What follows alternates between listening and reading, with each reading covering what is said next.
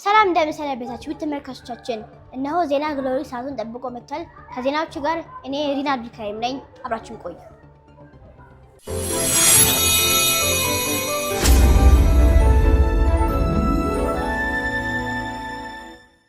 የሁለተኛው ደረጃ ግቢ የመጀመሪያ አጋማሽ ማጠቃለያ ፈተና በመጪው ሳምንት የሚካሄድ ሲሆን ፈተናው የሚያካትታቸው የመጽሐፍ ገጾች የተዘጋጅተው በቴሌግራም ቻናል መለቀቃቸውን ርዕሰ መምህሯ ተናግረዋል።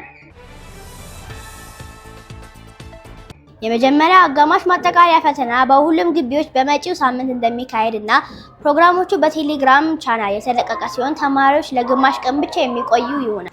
ስሜ ሳም ኪጥሮን ይባላል። የለም ሆቴል የካምፓሱ ፕሬዝዳንት ነኝ እና ቀጣይ ሳምንት ፋይናል ፈተና እንደሆነ ይታወቃል እና በፈተና በመሆኑ ሁላችንም ላይብራሪ ገብተን በማጥናት ውጤታችንን ማሻሻል አለብን። የመጀመሪያ አጋማሽ ትምህርት መጠናቀቁን አስመልክቶ በግማሽ ዓመቱ ስለተሰሩ ስራዎች እና አፈጻጸም ከርዕሰ መምህራን ጋር ውይይት መደረጉን ትምህርት ቤቱ አስታውቋል።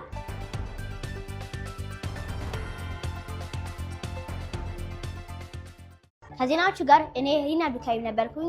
እስከ ሳምንት ቸር እንሰንብት።